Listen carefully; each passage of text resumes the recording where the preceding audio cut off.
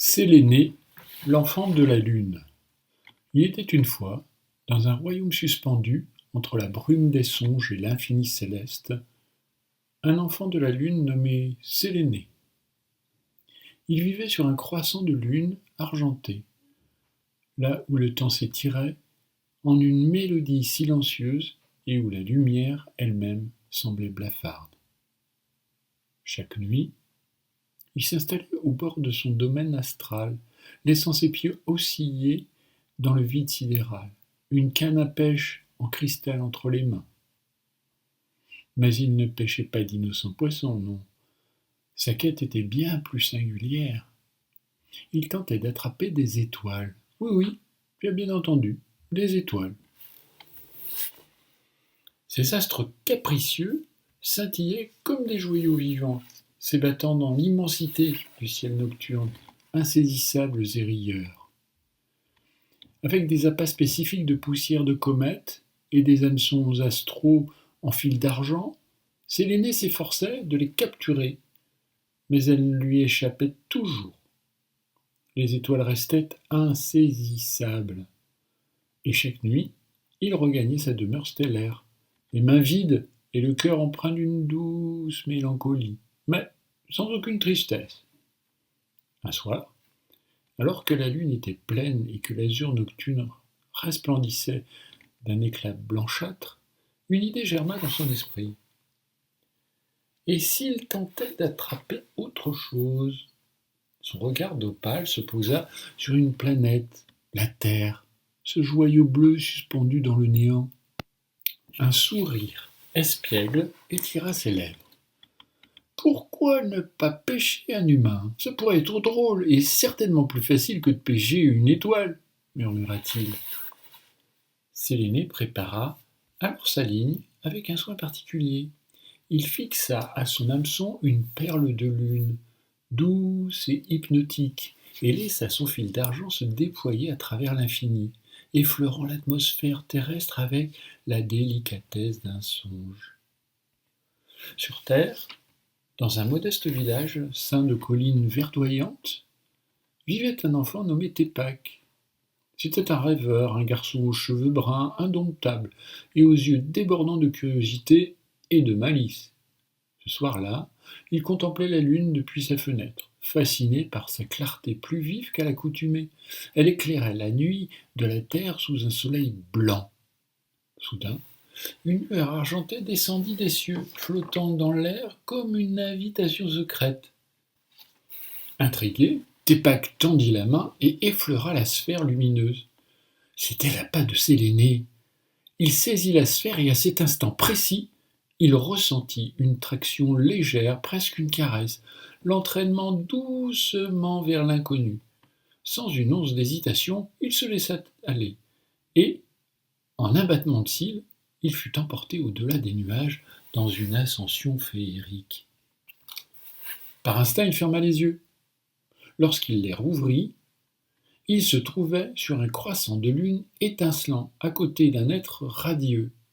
Le firmament se déployait autour de lui, parsemé de constellations flamboyantes, et, en contrebas, la Terre, sa planète, semblait n'être qu'un rêve bleu égaré dans l'infini. « Bienvenue, petit humain, déclara Séléné avec un sourire empreint de douceur. Je suis Séléné. Tu es mon invité cette nuit. Émerveillé, Tépac peinait à trouver ses mots. Tout était d'une beauté ineffable. Séléné lui tendit une coupe emplie d'un nectar lunaire, une liqueur chatoyante aux effluves de nuit et de songe qui explosait en bouche tel un feu d'artifice d'étoiles. Ensemble, ils conversèrent des mystères de l'univers, des vents solaires aux rivières cosmiques et des nuages qui se métamorphosaient en créatures fantastiques. Mais Séléné avait réservé une expérience unique à son invité. « Souhaites-tu pêcher des étoiles avec moi ?» proposa-t-il. Les yeux brillants d'enthousiasme, Tépac accepta. Séléné lui enseigna l'art délicat de la pêche astrale, la posture, la patience et surtout le secret pour attirer ces lueurs indociles. Les premières étoiles demeurèrent réticentes. virevoltant autour des hameçons comme des lucioles effrayées. Mais le rire cristallin de Tépac, empli d'une joie pure, finit par les amadouer. L'une après l'autre, elles vinrent se poser sur le fil d'argent, offrant à l'enfant une poignée de trésors célestes. 3 étoiles, 3 petites merveilleuses, entre ses doigts. Séléné lui expliqua que chaque étoile portait en son cœur une histoire. L'une murmurait la légende d'un prince errant de galaxie en système solaire. Une autre chantait l'épopée d'un monde où les rivières coulaient vers le ciel. Et la dernière lui confia le récit d'un enfant qui avait rêvé si fort de voler qu'il avait fini par s'élever. Ainsi, bercés par les récits des étoiles, les deux amis laissèrent le temps s'effacer. Mais bientôt, l'aube pointa à l'horizon. Tépac, il est temps pour toi de rentrer, imposa Séléné. L'enfant baissa les yeux vers la terre, un pincement au cœur. Ce monde lunaire lui semblait plus réel que tout ce qu'il avait connu. Séléné, avec une infinie tendresse, l'enroula dans le fil d'argent et le fit descendre lentement, comme une plume portée par le vent. Lorsque les paupières de Tépac s'ouvrirent au matin, il était dans son lit, baigné par la lumière pâle du jour naissant. Avait-il réellement voyagé jusqu'à la Lune? Ou n'était-ce qu'un rêve né de son imagination vagabonde? Dans sa main, point d'étoiles filantes pour attester de son périple. Pourtant, en levant les yeux vers le ciel, il lui sembla percevoir une silhouette lointaine sur le croissant de lune, et il crut, un instant, voir Séléné lui adresser un signe discret. Depuis ce jour, chaque fois qu'il contemplait la nuit, un sourire éclairait son visage, car, qu'elle fût réelle ou non, cette aventure avait gravé en son cœur un éclat d'éternité.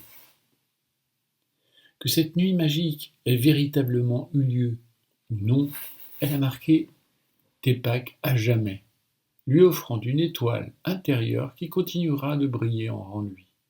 Mais il n'en parla qu'à sa mère, qui sut le rassurer et garder son secret bien enfoui au fond de son cœur.